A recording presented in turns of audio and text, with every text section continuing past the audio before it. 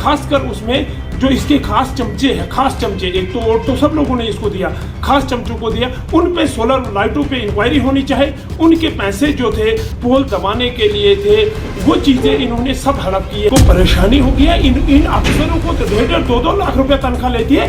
दूसरे नंबर हमारे 3 लाख रुपया फेंसिंग रखी है जमीनों के लिए। उनके साथ में जो गरीब लोग रहते हैं, क्या उनके लिए नहीं थी? क्या हमारे नील में नालियां बन गई है? तो उन्होंने जो पैसा रखा है, मुझे ये समझ नहीं, मेरे डीसी साहब से ये कहना था और मैंने कहा भी कि आप इस पे इंक्वायरी बिठाए। 3 गैजेटेड लोगों के नाम पर उन्होंने वर्क रखे हैं, जो मेरे पास कागज है।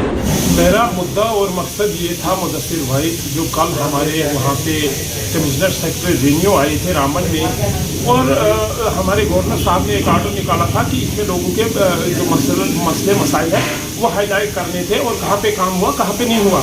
तो मसला यह हुआ कि वहाँ पे हमारे जितने भी डिस्ट्रिक्ट रामबन के सरपंच हैं, मैक्सिमम सरपंचों को मैं किसी सरपंच को बोलने नहीं दिया वहाँ पे। और हमारा ये मकसद था कि लोगों के जो मसाइल है हम वहाँ पे वो हाईलाइट करेंगे। तो हम इसीलिए बने थे, लेकिन वहाँ पे सरपंचों को इग्नोर किया गया, सरपंचों के साथ बिल्कुल ज्यादती की गई, किसी पंच को नहीं बोलने दिया। तो कल का जो हमारा मकसद था, कल हमारे साथ नाइंसाफियाँ हुई, लोगों के मसाइलों पे इन्होंने शब खून मारा है, और जो वहाँ पे बोला गया वो ज़मीन पर कहीं नहीं है। यही हमारा मकसद था और यही हमारा कल का जो मुद्दा था, जो आज मैं आपके सामने बोल रहा हूँ। कॉन्स्टिट्यूंसी की बात करूँ, अपनी ब्लॉक की बात करूँ, हमारे ब्लॉक में जो लोगों के मसाइल हैं, जैसे PMAY मकान हमने 4 साल पहले एक किस्त डाली है, लोगों को मकान कंप्लीट है, पैसा कहीं नहीं है। ये मसले थे हमारे वहाँ पे। दूसरे मसले हमारे थे आवास प्लस के, जिसमें लोगों को पिछले साल हमने एक किस्त डाली। एक आपने वीडियो भी बनाई थी, एक बंदे का जो टेंट में रह रहा है बेचारा, उसको एक किस्त डाली है और उसने मकान भी तैयार किया, दूसरी किस्त की ही है। ये मसले हमारे अपने नहीं थे, ये लोगों के मसाइल थे। तो बदकिस्मती से जब मैंने वहाँ पे हमारे DDC रामसू A बशीर अहमद नाइक को बोलते हुए देखा, तो हमारे पंचायतों का तो कहीं नाम ही नहीं था, और उसने वो चीज़ें बोली जो पब्लिक के लिए है ही नहीं। और मसला ये है कि सर, उन्होंने जो अपनी फंड्स में जो उन्होंने जो पैसा रखा है, मुझे ये समझ नहीं, मेरे DC साहब से ये कहना था और मैंने कहा भी कि आप इस पे इंक्वायरी बिठाए। 3 गैजेटेड लोगों के नाम पर उन्होंने वर्क रखे हैं, जो मेरे पास कागज हैं, जो बिलोंग श्रृंगा से करते हैं, और एक ये तीनों गैजेटेड ऑफिसर हैं और इनके वालिद साहबों के नाम पर इन्होंने रखा है। ये 3 लोग जो हैं इनको आइडेंटिफाई, और इनको जो 3 लोग हैं जो श्रृंगा के 3-3 लाख रुपया इनके नाम पर हैं, और इनको इतनी इनको परेशानी हो गई है। इन अफसरों को तो 1.5 2 लाख रुपया तनख्वाह लेती है। दूसरे नंबर हमारे 3 लाख रुपया फेंसिंग रखी है जमीनों के लिए। उनके साथ में जो गरीब लोग रहते हैं, क्या उनके लिए नहीं थी? क्या हमारे नील में नालियां बन गई है? क्या हमारे नील में पुल बन गए हैं? जो उन लोगों को, जो गैजेटेड लोग हैं, जो 2-2 लाख रुपया तनख्वाह लेते हैं, मेरी गुजारिश है DC रामबन सर से, मैंने कल भी उनको कहा कि अगर आप इस पे इंक्वायरी नहीं बिठाओगे, इन तीनों मुलाजिम को आप सस्पेंड नहीं करोगे, इन्होंने इसके साथ लेन देन करके DDC बशीर नाइक से और फिर जाकर ये काम वहाँ पे रखवाए हैं। नंबर 2, नंबर 3, इसने सोलर लाइटें लाई, उन लोगों को दी हैं नील के अंदर जो असल रसूख वाले हैं, खासकर उसमें जो इसके खास चमचे हैं, खास चमचे, एक तो वोट तो सब लोगों ने इसको दिया, खास चमचों को दिया, उन पे सोलर लाइटों पे इंक्वायरी होनी चाहिए। उनके पैसे जो थे पोल दबाने के लिए थे, वो चीजें इन्होंने सब हड़प की है, और ये लोगों को यहाँ पे कभी बनिहाल में बांट देता, कभी वहां देता है। इसने क्या नील को स्विट्जरलैंड बना दिया है? नील के लोगों के कत्लेआम कर रहे हैं।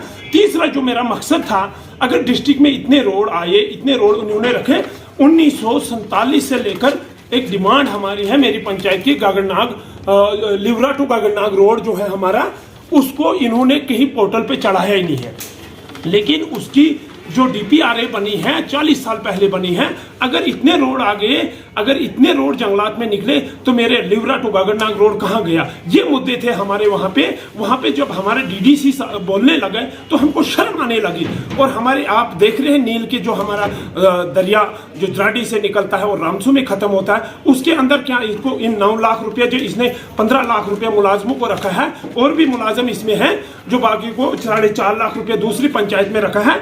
लेकिन अगर ये पंचायती राज एक्ट है, अगर इसमें 3 टायर सिस्टम है, तो 3 टायर सिस्टम में सबको बराबर हक मिलना चाहिए। अगर सोलर लाइटें इसने घर में बंद करके रखी है, अगर इसने सोलर लाइटें उन लोगों को दी हैं जो असर रसूख वाले हैं, जो गरीब हैं, जो बेवा हैं, जो यतीम हैं, उनको अगर वो लाइट मिल जाती तो बेहतर था। लिहाजा डीसी साहब को मैं कहता हूं, आप इन 3 मुलाजिमों पर फर्स्ट ऑफ ऑल, दूसरी नंबर इसने एक सुरंगा में जो डीसी साहब के ऑफिस में काम करता है एक मुलाजिम है, मैं नाम नहीं लूंगा, डीसी साहब को पता है, 21 पोल एक घर के लिए दिए हैं इसने, और वो सीजनली 2 महीने वहां पे सुरंगा में रहता है।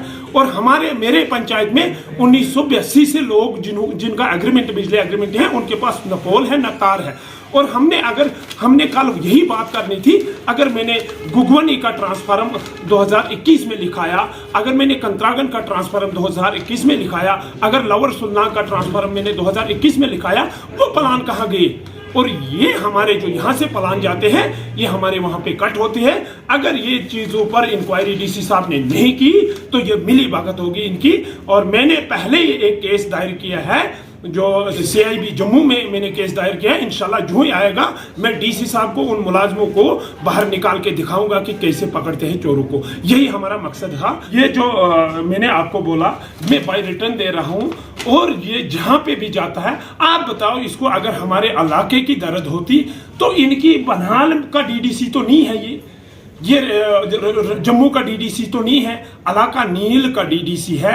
एक पंचायत हमारी चुमलवास है। आप इस वक्त देखो रामसू की हालात क्या है, वो कहीं नहीं। आप बताओ मुझे, रामसू के लोगों का मसला वो कहीं नहीं, हिवगन के लोगों का मसला वो कहीं नहीं। आप मुझे बताओ, अगर इन्होंने अच्छी तरह काम किए होते, आप मुझे बताओ, इसने पोल लगाए किसको लगाए, इसने तार दी किसको लाई? अगर पोल गवर्नमेंट ने दिए, उन पे इंक्वायरी होनी चाहिए। जिनके पास एग्रीमेंट है, क्या उनको पोल नहीं चाहिए?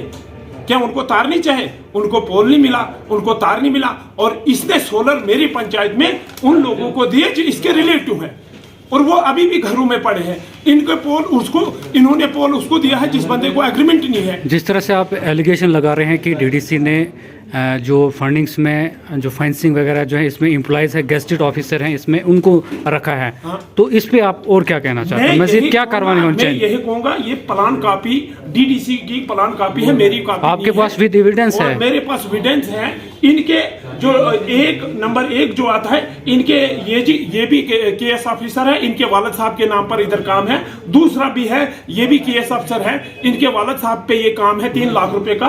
तीसरा जो डीसी ऑफिस में काम करता है, एक तो 21 पोल उसने लगवाए। डीसी साहब, ये आपके मुलाजमों के लिए थोड़ा है, ये गरीबों के लिए फंड्स दे रही है सेंट्रल गवर्नमेंट। हम शुक्रिया करते हैं डॉक्टर जतिंदर का, जिसने ये रोड बनाए, जिसने हमारे डिस्ट्रिक्ट में जो इतने काम किए, वो हमारा MP है। हम उनका शुक्रिया अदा करते हैं जो इस वक्त हमारे काम चल। दूसरी बात मेरी एक है, मेरा हाई स्कूल बोहरदार है, मैंने डीसी साहब को बाई रिटर्न व्हाट्सएप पे दी थी एक एप्लीकेशन, जिसको 2 साल के बाद भी अभी छत नहीं लग रहा है। उसके पास पैसा भी है, ग्रांट भी है। मैं यही चीजें कल डीसी साहब और हमारे कमिश्नर सेक्रेटरी सर आए थे, उनके सामने यही लोगों के मसाइल थे, लेकिन हमको वहां पे बोलने नहीं दिया। इन्होंने पंचायती राज जो है, पंच और सरपंच को, डीडीसी खासकर मैं अपनी बात करूं, रामसू डीडीसी ने बिल्कुल इनको कहीं पे इनको रखा ही नहीं है। डीसी साहब ने भी जो पंचायती राज एक्ट है उसको खत्म कर दिया है। मैं डीसी साहब से गुजारिश करूं, अगर इनको इंक्वायरी नहीं की तो विद इन डे मेरी सरपंच जो है बनिहाल से है, खड़ी से है, बाकी जगहों से है, हम गवर्नर साहब के पास जाएंगे। और ये मुलाजिम जब तक नहीं सस्पेंड होंगे और जब तक नहीं हमारा डीडीसी इसमें 420 में नहीं फंसेगा, तो हम छोड़ने वाले नहीं है। लिहाजा यही हमारी गुजारिश है गवर्नर साहब से कि इसमें खुद इंक्वायरी ले ले कि ये गेजेटेड ऑफिसरों के लिए हमारी जो फंड से आती हैं, कि गरीब, बेवा और मजलूम और रास्तों के लिए आते हैं, कहीं पे पुल बनाना है उसके लिए आते हैं। किसी की मजबूरी जो है, गरीब की मजबूरी जब हम नहीं देखेंगे, आवास प्लस में अगर इन्होंने पैसे डाले तो किसको डाले, कहाँ डाले, दूसरी किस्तियाँ कहीं नहीं, लोग परेशान इस वक्त हैं। मकान बना दिए हैं 4 साल पहले, PMAY हो या आवास प्लस में हो, और हमारे रामसू ब्लॉक के बिल्कुल बेड़ा गर्क है। आने वाले वक्त में इंशाल्लाह आप देखेंगे कि एक एक मुलाजिम को मैं वहां खड़ा करके डीसी साहब को और पूरी जम्मू कश्मीर की एडमिनिस्ट्रेशन को दिखाऊंगा कि कैसे चोर बाहर निकालते हैं। बाकी वसलाम, शुक्रिया। इस प्रोग्राम को आप तक पहुंचाने में हमारे साथ ताउन कर रहे हैं डॉक्टर समीता सोफत हॉस्पिटल लुधियाना पंजाब, बेऔलाद जोड़ों के लिए उम्मीद की वाहिद किरण।